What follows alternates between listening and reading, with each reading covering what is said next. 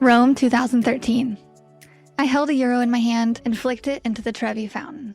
I'm not sure who told me that throwing coins into fountains automatically made wishes come true, but since I believe in magic, I had to give it a shot. Too timid to even say my wish out loud, I threw the coin into the ancient fountain and thought to myself, I want to be a famous artist. It was the year 2013, and I had been attending college and attempting to discover my life's purpose for about 5 years at the time. Back then, and still today, I cringe at the thought of being famous. Unsurprisingly, back then, that's all I knew of artists. The famous ones made the money, and I like money. These thoughts at the time most likely derived from the tour of the Vatican I'd experienced the day before. That tour included vast stretches of hallways and massive rooms full of the best paintings I'd ever seen in real life. I also saw the Sistine Chapel with my own eyes. It's much smaller in person and very high up, not to ruin it for you, but needless to say, I was so inspired. I wanted to be like those famous artists who painted giant murals on the walls. I was in awe of their talent, and I wanted to leave my mark on the world as they had. Becoming them would be the highest achievement, or so I thought. I cannot stress enough how much I recoil from the thought of being famous. My neck and face grow red when just a small room of people are looking at me at the same time. So you can imagine what my level of discomfort would be with any more attention than that. Recently, I've established a small amount of fame on social media within my Midwestern community, and it's the oddest feeling. It's just strange to me how people are so interested in paint and watching me create. It's my job. I don't know. And although I don't always understand their fascination, I do enjoy the idea of being highly regarded. I mean, doesn't everyone though? However, would I like to be famous? No thanks. That's what I wished for back then though, because I would do anything to be able to paint for a living. Painting full time meant I wouldn't just sort of like my job, but I would love it. I could only imagine being so passionate about waking up and going to work every day. Even during that trip to Rome, I had a burning intuition that I was meant to do something big in life. Honestly, at the time, I had no idea what it was, but my heart was leaning towards art, and so that's where I started. This moment in Rome in front of the Trevi Fountain came during the middle of a backpacking escapade through Europe. The trip spanned over 5 weeks, and I was traveling with 2 people I had literally just met. To begin the trip, we flew into the London airport and slept on the floor so we could catch our early flight to Athens, Greece the next day. So excited. But personally, I don't recommend an airport floor for sleeping, but it's important to keep in mind that I was fresh out of college at the time and on a very tight budget. My parents were not paying for this trip. Sleeping on the airport floor wasn't the best option, but I really wasn't that bothered. I simply chalked it up to just being part of the backpacking experience. By plane, bus, train, and ferry, we traveled from east to west, experiencing various countries and cities. Taking a street art tour in Berlin and experimenting in Amsterdam were just a couple of the unforgettable moments. It was those spontaneous 5 weeks of travel with only a small backpack that permanently changed my view of the world. Not only that, but my perspective of work and the reason behind why I worked had also been forever altered. I was now driven to work so I could afford to explore the planet and to witness every non-average experience life had to offer. Living a simple life is just not in my DNA, and this trip was the start of me embracing that fact about myself. Although this is not an inspirational book about travel, don't get me wrong. However, it is a first account how-to guide on the steps to take to make a living as an artist and live the life you have dreamed for yourself. It was important for me to relay that little snippet of my adventure across Europe because it was the exposure to different cultures, people, lifestyles, and art that played a tremendous role in the way I eventually grew my art business. Until recently, I had completely forgotten about my Trevi fountain wish. The memory reemerged when I was brainstorming stories to explain my years of experience as a muralist. I have never told anybody my story about flipping a coin into a fountain and wishing to become a famous artist because, see, I didn't want to be seen as a young, naive girl hoping and wishing her life away. Instead of telling people about my wishes and risking them not coming true, I wanted to take actionable steps to make those dreams a reality, steps I'm about to share with you. At the time, I had not painted a single mural. I only had minimal experience in painting large canvases and had dabbled in some lettering and logos. However, I knew that art was what I was meant to do with my life. My intuition was telling me that art would grant me the ability to live the life I had always wanted. Chapter 1. Taking Steps in the Right Direction. I took my first painting class in college. I remember signing up for classes that very first semester, and they asked me what I wanted to learn about just for fun. The counselor informed me that easing into the first year of college with easier and more enjoyable classes would help me get used to the college experience. I can see now that the university was trying to steer me in the right direction of picking a fulfilling career despite my pullback. I remember urging them to enroll me in accounting and marketing classes because general business was my intended major. After all, that was the career path that would generate me a general job with a general paycheck.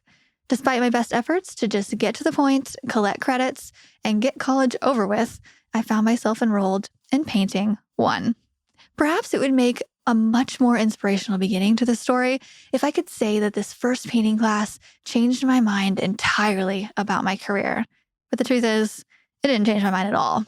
Although I had a natural artistic eye, as I'm sure you do as well, Painting 1 was still very much a struggle for me. The instructor was great at explaining things so simply, and I appreciated this. But painting was still really hard. I loved it, but that beginner class was very tough. Blending, realism, seeing the senior artists paint at a level much higher than I was capable of at the time, all very much discouraged me. What was encouraging, though, was the professor who gently nudged me at the end of the semester to consider changing my major to painting. At the time, I was taken aback by the idea and hardly gave it any thought. My immediate internal thought was, there was no way I could make a living being a painter. So as kindly as I could, I said no to my professor. I remember the look of slight disappointment on his face, but my mind was made up. I appreciated him believing in me, but I wanted to get back to business. A little over a year later, just a couple of months into my sophomore year of college, I can still recall the exact day I decided to make art a possible career. It was actually at night, around midnight, and I couldn't sleep for the life of me. I was up most of the night thinking about how my elementary, middle school, and high school art teacher had the best job in the world. For some reason, I couldn't get this realization out of my mind. The thought seemed to be coming out of nowhere, yet I was fixated. Her name was Miss Lind, and she was the only art teacher at our school from elementary through high school.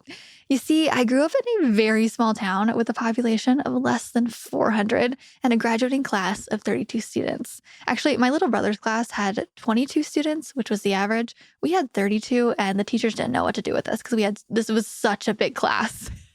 Funny to think. But having the same art teacher, K through 12, was the norm, and I became quite comfortable with her over the years. Miss Lind had the privilege of painting, drawing, and teaching art all day to various age groups. I remember thinking, that's not work. That's just fun. And what if I could do that too? At this point, I'd already been in college for over a year studying general business. In addition to art, I liked math.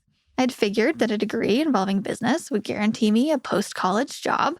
And from there, I planned to work my way up in a company and earn a decent living. Honestly, the thought of starting over and adding another year or so to my college experience sounded daunting and a little discouraging. My mind was made up, though. I was determined. I set up a meeting with my counselor the next day, and my new career path started with the goal of becoming an art teacher. After all, this was the only way that I knew how to paint for a living. Earning money as a full-time artist didn't even cross my mind at the time. Social media was still relatively new, and popular platforms like Facebook, now known as Meta, were not being used as marketing tools that they have grown to be today. Instagram artists and influencers weren't even a thing yet. I didn't know of anyone who sold paintings for a living, let alone that was making enough money to classify selling art as a legit job. I liked the idea of teaching, and so that is the path I initially took. I learned to draw before I learned to paint, which is a skill that every artist should learn to master. Knowing how to draw made every art skill that I learned afterwards so much easier. Eventually, I took another painting class with a different professor who taught me how to set up my palette to mix colors and paint exactly what I saw. This class and the enthusiastic female professor was the one that finally convinced me to add a degree in painting to my list of professional goals. For a while, I continued taking art education classes and was content with the idea of one day becoming an art teacher. However, After learning the school rules and how school systems were managed, I quickly realized that teaching was no longer my ideal job. I'm not big on rules or restrictions, and I prefer to make things up as I go. I remember thinking I wouldn't even be able to color my hair pink or purple or any other crazy color I fancied in the moment. I felt like a clock was counting down the days, hours, and minutes until I would lose my freedom. And that made me anxious enough to take what I thought was a much riskier path of focusing on just painting. Eventually, I graduated with a Bachelor's of Arts degree in painting with an emphasis in art education and a minor in general business. Whew, that's a mouthful, but it's been a long journey to where I am today. And it's funny to think about how I'm still using each focus area of my college education within my current career. I would have never guessed that I would one day be leading with what I truly wanted to do, with what felt fun and what came easy to me through perseverance mixed with self-belief and a bunch of other magical stuff. It all ended up working out, obviously. Now, this is not the part where I convince you to enroll in a university or specialty art school. In fact, you won't find that part anywhere in this book. So please don't think that I'm saying a professional education is a requirement to achieve your goals. Nobody has ever asked me for my transcript before hiring me to complete their project. And likely nobody will ever ask that of you either. And actually, I would be willing to bet that you will never in your life be turned down due to the lack of a professional education. I don't think my career path is for everyone, and I know that just about everything you want to know can be found for free or low cost on the internet. This route is certainly much less expensive than setting out to get an art degree. But luckily, I was raised by a single mom whose yearly income put us within the poverty range. This means I was qualified to receive maximum government assistance in the form of grants to help me afford college on my own. As a result, I ended up with only $15,000 of debt after graduation. Only, right? But according to statistics, this is well below the average debt most people have by the time they graduate. And a portion of that debt was from me taking out loans just to live, eat, and fulfill other basic human needs while taking classes. It was a struggle, but I was able to fully pay off that debt within just a couple years once I landed my first big time art job. Don't worry, we'll get to that story later. It's pretty cool. The things I learned in college proved to be very valuable. They gave me a baseline of art skills to get a head start in the art world. However, I also graduated still not knowing what I was going to do with my life. I remember thinking to myself, I have a degree in doodling. Great job. What the heck was I going to do with a degree in art? Be an artist? Yeah, right. I didn't think it was possible. At least I didn't think it was possible until I could at least move outside of Springfield, Missouri and meet enough people to build a client base. I told myself I wasn't ready, so I delayed starting it all.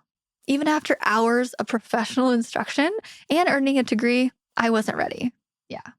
Okay. Envision your life. Before we launch into the nitty-gritty of the business side of everything, including finding new customers, how to price your art, etc., I want to challenge you to first figure out what it is you want to do. I know this is primarily a book about murals, but you can go anywhere with the advice that I'm about to give you. A customer is a customer, and making money off your art, it all works together. It's all interlinked. And when you're thinking about what you actually want to do, you don't have to be extremely specific. So don't get me wrong there either. But it is essential for you to determine a direction for your art career. For example, I knew that I wanted some kind of career in the arts, so I started taking general steps in the right direction by enrolling in painting classes. I knew I wanted to be a painter. Although my initial plan shifted as I pivoted away from becoming an art teacher, I eventually ended up right where I was meant to be, painting full-time while also teaching other artists the business of art. Get clear on what you like to do and start taking steps towards that goal. But no, it will most likely change, and that's okay. The important thing is that you're giving yourself a vision of what you want, and even if it changes, you at least took the steps in the right direction. Who knows, the skills you learn now could come in handy later. Just go focus on the types of art you like to do and take your first steps down that path. I'm not going to assign you a worksheet or something you have to fill out because I know very few would actually do that. I know that I wouldn't. What I would do and what I ask of you is to pull out the note section of your phone or grab a piece of paper or a voice recorder or quickly jot down any kind of note anywhere real quick to record your ultimate goal for your future. Let's dream big here. To get started, begin brainstorming by asking yourself some essential questions. This will help you get to the root of what you desire out of life. First one, what does a perfect day in your world look like, including work? Second, and you can pause this at any point too. Second, what types of art do you consider fun or come easy for you? Number 3, would you feel fulfilled doing this every single day? And 4, are you choosing this route because it seems more attainable than the other options? And 5, what artists are you most jealous of? Now, I'm going to go into detail a little bit on each of these, but if you want to just jot down your answers really quick, you can always change them later. So write down these answers in your notes and keep them safe spot where you can revisit and review them later. Remember, what you want is uniquely you. Maybe you think that painting watercolor portraits for a living is just the coolest thing you could ever hope to accomplish. Perhaps you're dreaming of a life where painting big, impressive murals is part of your everyday routine, or maybe it's a mix of both. Whether you desire a career in painting, photography, writing, or whatever, you must not let self-doubt get in the way or deter you from setting career goals. Dream big. Write down or record the one thing you would genuinely enjoy doing as a career, and use those questions listed above to help narrow that down. So going back to that first question though, this is the one that proved to be the most valuable and thought-provoking questions I could have ever asked myself. Once I figured out a direction, I decided to get intentional and serious about where I wanted my art career to head. I'll revisit this question at least once per year to make sure I'm still on the right path. Personally, I need to talk things out with other people before making important life decisions. I like to say it out loud, put it out there for others to hear, and allow them to help me rationalize my thoughts, or else they're just like bouncing around in my head all day. And that's just, that's just a party. But when I did this specific exercise for the first time, I asked a couple of my closest friends, what does the perfect day in your world look like? If you could imagine a day going exactly as you would like it to go, what would you do tomorrow? And what would just fill you up with joy? Their answers varied, but none of them included work in their description of the perfect day. Instead, they envisioned their perfect time to be included with time off from work, where they could spend the day with their families and do things they couldn't do while at work. And after reflecting on my friends' answers, I was like, whoops, I should have included the work part in there. But I realized that mine did include work. I genuinely love what I do. And a perfect day for me includes painting. In fact, if I go too long without painting, I feel like I get a little itchy. This conversation with my friends made me realize that work is not the same for everyone. Painting doesn't even seem like a job to me the majority of the time. But don't get me wrong. Okay, there are several days when I do not want to paint images of rocks, dirt, or trees. So on rare occasions, painting does feel like work, but just not hard work. When I began to envision my career, I thought my future would include painting canvases in a studio and creating enough art pieces to fill a show. I pictured my life including painting and traveling to different countries to show my artwork, so lots of work and travel. Now that I have traveled quite a bit for work, painting murals mostly all over North America, I've learned that I prefer being home and painting locally where I can sleep in my own bed at night. I've done the traveling muralist thing, and it was exciting for a time, but there's something special about getting to spend nights and weekends with my husband, our friends and family, and our pets, including our 2 cats.